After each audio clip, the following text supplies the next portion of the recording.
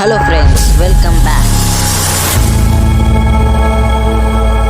மலையில தண்ணியிலேயே உட்காந்து தியானம் பண்ண, தண்ணி போட்டு தலைக்கே நின்று யோகா பண்ண, அட்டையான ஹஸ்பண்ட தோல் மேல தூக்கி வச்சு தாங்க, போத தலைக்கேறி நடு ரோட்லயே குத்த வச்சு தூங்கன்னு, இந்த மாதிரி குடிமகன்கள் செஞ்ச முரட்டு காமெடி சம்பவங்களை இந்த வீடியோ பார்த்துடலாம். அதுக்கு முன்னாடி சேனலை சப்ஸ்கிரைப் பண்ணாதவங்க சப்ஸ்கிரைப் பண்ணிக்கோங்க. அப்படியே இந்த வீடியோவுக்கு ஒரு லைக் பண்ணிட்டு பாருங்க.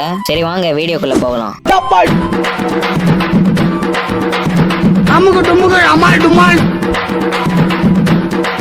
மருந்து கொஞ்சமா உடம்புக்குள்ள ஏறினாலே பித்தம் தலைக்கு மேல ஏறி சித்திரா மாதிரி என்ன இடம்னு கூட பார்க்காம தலைக்கீழ நின்று யோகா பண்ண ஆரம்பிச்சிடும் நம்ம தலைவன்.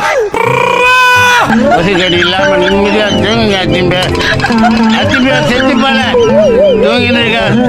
இங்க ஒருத்தவன் நிப்பாட்டி வச்சிருக்க தன்னுடைய வண்டியில ஏறி எப்படியாவது வீட்டுக்கு போயிடலாம்னு நினைக்கும் போது ஆனா எவ்வளவோ போராடுறான். ஆனா நம்ம அண்ணனோட எவ்வளவு பெரிய போராட்டம் கடைசியில தோல்வியில தான் முடிஞ்சிடுச்சு. நாங்கெல்லாம் கருஞ்சிருத்த எப்பயுமே கன் மாதிரி நிப்போம். விடாமுயற்சி விஸ்வரூப வெற்றின்னு சொல்லுவாங்க. நீங்க விடாம போராடுங்க, ஒரு நாள் கண்டிப்பா வீட்டுக்கு போய் சேர்ந்துருவீங்க.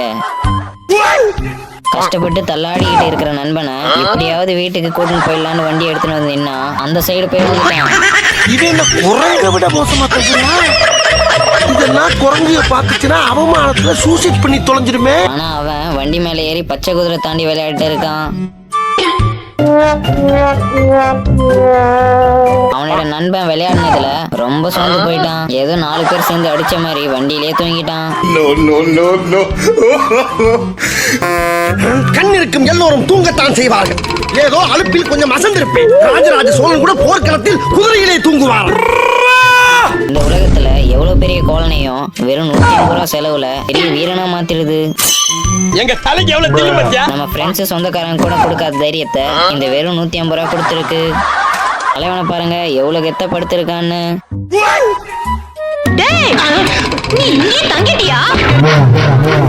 நம்ம அண்ணனுக்குள்ள மருந்து உள்ள போனதுமே பக்தி முக்தி அடைஞ்சு தியானம் பண்ண ஆரம்பிச்சிடுவாரு.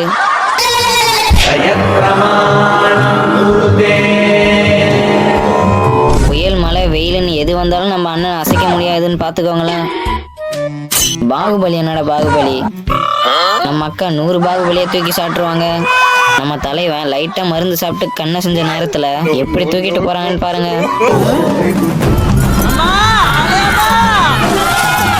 வீட்டுக்கு போனோன்னு முடிவு பண்ண நம்ம அண்ணன் கரெக்டா வந்து வண்டி மேல உட்காந்து தாவிய போட்டுட்டாரு.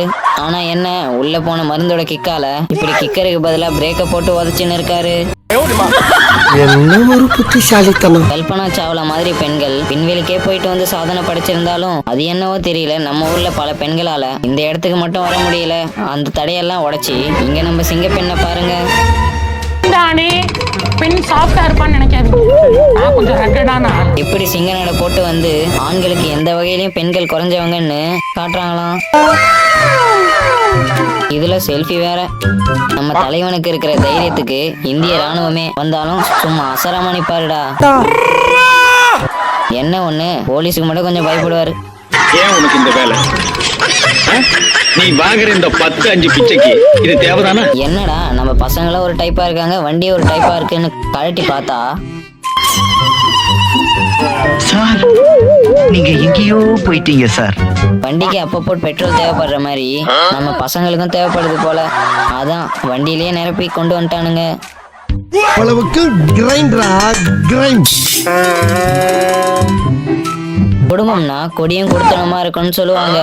அப்படி சொன்னதுக்கு ஏற்ற மாதிரியே இந்த குடும்பத்தை பாருங்க, குடும்பத்தோட ஒண்ணு சேர்ந்து எவ்வளவு அழகா குடியும் கொடுத்தனமா இருக்காங்களாம். ஆண்டு காலம் வாழ்க, நோய் நொடி இல்லாமல் வளர்க. என்ன ஒரு ஆனந்தம்.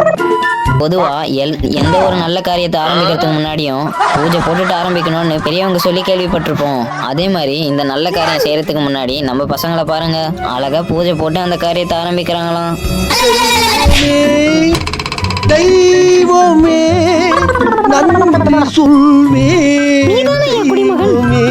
நம்ம தலைவன் எவ்வளவு மக்புல இருந்தாலும் எல்லா விஷயத்தையும் தெளிவாதான் இந்த முடிவு எடுப்பான். எவனும் நம்மள ஆழம் பார்த்து காலை விட்டுட்டான்னு சொல்ல முடியாதுன்னு இங்க பாருங்க எவ்வளவு உஷாரா போய் ஆழம் பார்த்து காலை விட்டானா.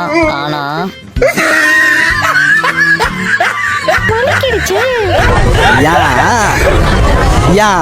நடந்து போயிட்டு இருக்க தாத்தாவுக்கு திடீர்னு தூக்கம் வர ரோடுன்னு கூட பாக்கலையே, அப்படியே படுத்துட்டாரு. இன்னும் முடிச்சுக்கிட்டு இருக்க. இஸ்ரோ விஞ்ஞானிங்க நாசா விஞ்ஞானிங்க எல்லாம் எவ்வளவோ டெக்னாலஜியை கண்டுபிடிக்கிறாங்க. ஆனா இங்க நம்ம பயலுங்களை பாருங்க, எவ்வளவு பெரிய டெக்னாலஜியை கண்டுபிடிச்சு சரக்கை டிரான்ஸ்பர் பண்ணிட்டு இருக்காங்களாம். இதுக்கு பேர் தான் நம்ம ஊர்ல ஒயர்லெஸ் டிரான்ஸ்ஃபார்மிங் சொல்லுவாங்க போல. ஒரு இடத்துல இருந்து இன்னொரு இடத்துக்கு சரக்கு எவ்வளவு ஸ்மூத் டிரான்ஸ்பர் ஆகுதுன்னு பாருங்க.